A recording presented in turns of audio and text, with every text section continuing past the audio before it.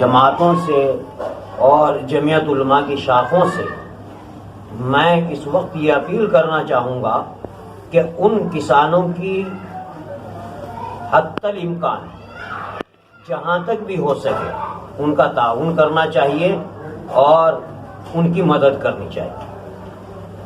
आप सूबा दिल्ली के सदर हैं जमीयत उलमा हिंद के, आप इस सिलसिले में क्या राय अमल इख्तियार करते हैं? वैसे तो जमीयत उलमा हिंद उसी वक्त से उनके साथ बराबर की शरीक है लड़ाई में, और जमीयत उलमा हिंद का कैंप वहाँ लगा हुआ है और जो भी सहूलियात मुमकिन हो सकती हैं वो दी जा रही हैं जमीयत उलमा हिंद की तरफ से।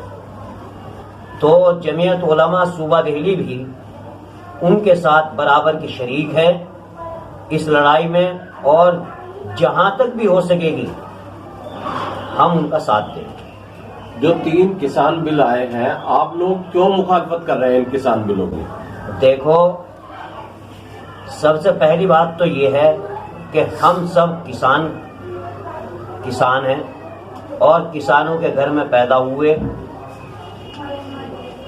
और दिल्ली में तो हम बाद में आए कि अगर इस वक्त में इस मुल्क की इकोनॉमी कायम रखी हुई है, जो भी कुछ है वो किसानों के ऊपर ही दारोमदार है उसका, और अगर उनसे उनके हुकूक छीन लिए जाते हैं, जैसा कि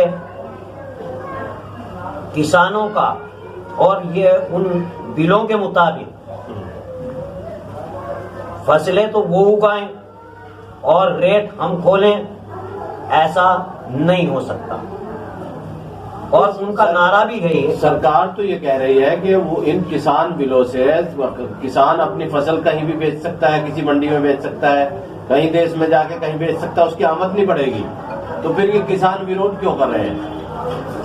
असल में सरकार जो है, मैं ये समझता हूं कि इन तमाम लोगों का बेवकूफ बना रही है, पूरे मुल्क के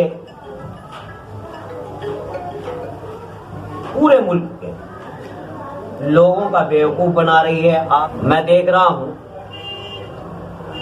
गोभी के खेत लोग वैसे ही जोत रहे हैं, उन्हें उनकी बीज तक की कीमत नहीं मिल पा रही है। आपने देखा होगा कि जिस वक्त गेहूं की फसल थी तो उस वक्त गेहूं के रेट 1800, 1900 ये थे, और आज की तारीख में गेहूं के रेट 1400, 1500 ये रेट हैं। तो उनकी जो फसलें हैं, उनकी फसलों का मुआवजा सही मिलना चाहिए।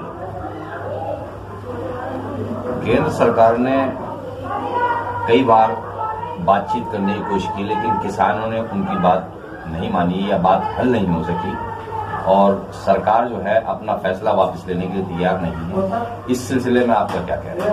इस सिलसिले में कहना यह है कि देखो, सरकार की बात मानना, हर किसान सरकार की बात मानता हुआ आया और आज भी मानने को तैयार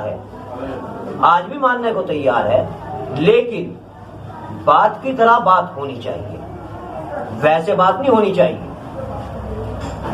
बातों से मामला नहीं बनता। पहली बात तो यह है, ये जो 3 कानून लाए गए, ये 3 कानून ही किसानों के विरोध में हैं और किसानों के खिलाफ हैं। पहले इन्हें रिजेक्ट किया जाए, फिर किसानों को बिठाया जाए, और बिठा करके तब कोई लाही अमल तैयार किया जाए, ये तरीकाकार होता है। अब ये तो कोई तरीकाकार नहीं हुआ। तो मैं सरकार का विरोधी नहीं हूं, मैं सरकार से भी ये अपील करता हूं कि किसानों की आवाज को सुनना चाहिए, किसानों के साथ बैठना चाहिए, और जो चीज विरोधी हैं उन्हें खत्म करना चाहिए, और जो उनके हुकूक में सही साबित हो जायज हुकूक हों उन्हें देने चाहिए। जब मोदी सरकार भी तैयार है ये कहने को कि हम हर तरीके काम करने के लिए तैयार हैं आपके हित में, तो एमएसपी पूरी तरीके से किसानों के हित में है, उस सूरत में भी अगर किसान तैयार नहीं होते तो इसका आपके ये क्या नजरिया है, क्यों नहीं मान रहे हैं, क्या पेच फंसा हुआ है? सबसे पहली बात तो ये है कि किसान जो है वो जबानी जमा खर्च पर नहीं मानेंगे। जबानी जमा खर्च पर पूरे मुल्क का बेवकूफ बनाया गया, आपने देखा। और नोटबंदी से लेकर के और आज तक जितना भी कहा वो किया नहीं गया।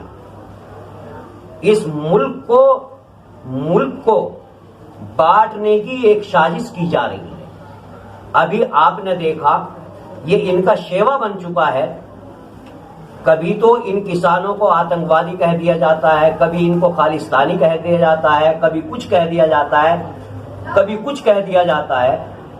ये इनमें तफरीक डालने की एक कोशिश है।